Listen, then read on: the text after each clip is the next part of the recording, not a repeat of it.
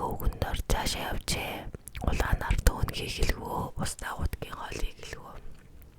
Гэвчээ би энэ морины дөрөнд тогтсооснаас ой гэж явнушка дахиад л гойж гин болгоё түмэн болгоё унаа болчихно гэж их чинь дахиад л хэлв.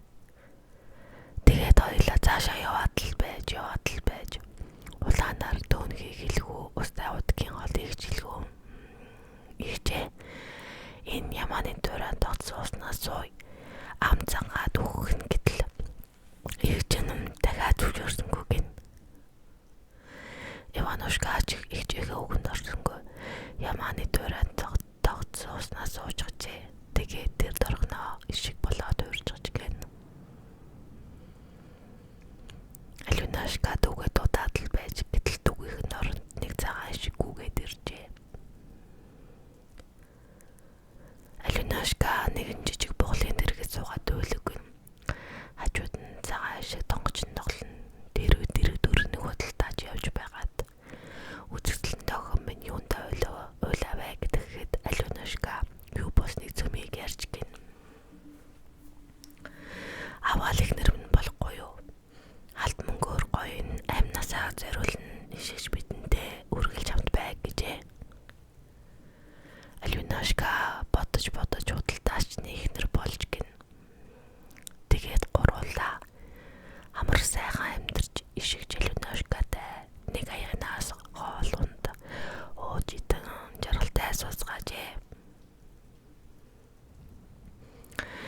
Нэгэн удаа худалдаачны гизгүй байгаад хаанаас ч юм нэг юмгэн урж ирээд Алюнашкаг усан дорой гэж их л хэлдэг гэн дуудаж гин.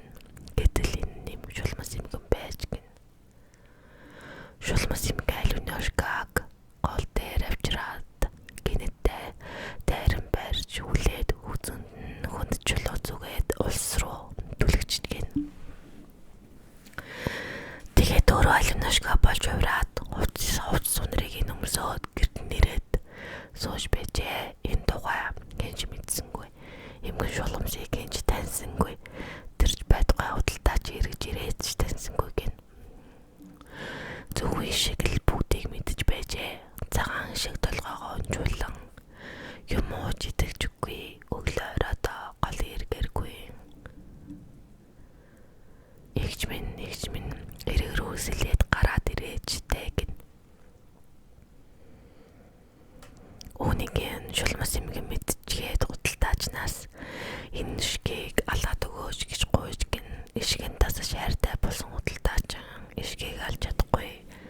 Өрөвдөөд ээжээ. Гэтэл ихнэр нь халаашгээ гуугаад байх юм гин. Худалдаачны арга нь барагджээ. Шулмас юмгэн их галд үлж ширмэнд тогоо тавиад урт суудаг ирлэг гэж тушаав гин. Ишиг урдаа болсон худалдаачд үхэх өмнө гол руу очиж балга усууж гизээ залий гэж гуйж гин. Худалдаач тэгдэг гэжээ. Ишигч гол руу гүн ирж говдолтой дугаар нэгж минь эрэг рүү сэлээд гараад ирээж ширүүн галаасаа ширмэн тогоо халж байна. Бол тутгаа ирлээд бор гизийг минь хаглах гэж байна. Алюнашка хариуд нь хөргий бицэн түүмэндээ үзэндэх чулуу ёроол руу жангаан хөрсөн ногоо гүл гарыг орооно. Хүрэн шарил дэжийг дарна гэжээ. Шулмас юмгийн ишгийг алуулах гэж ирж нэг зарцаа гол руу явуулж гин. Зарц гол дээр иртэл ишиг голын эргээр гүйж говдолтой дугаар хичээгээ дуудаж байна гин. Игч минь нэрэг рүү сэлээд гараад ирээж ширүүн галаасааж ширмэн тоогоо халж байна. Урцудгаа ирлээд бор гизээ минь хаглах гэж байна. Голоос игч нь дүнд хөргий бицэн дүмэн.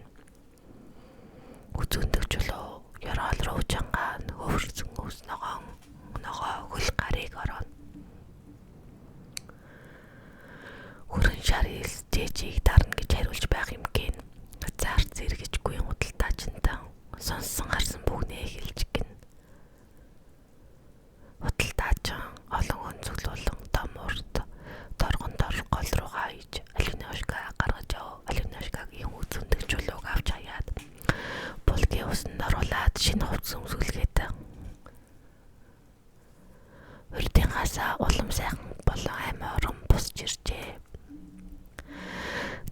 ашиг баярлахтаа 3 донгортол дахиад явнашгүй болон уурж эгч дүү хоёр эсэм минь дэрэн уулзжээ. Харин орхон санаад шүлмэс эмэгнийг мөрний сүлнээс уян тас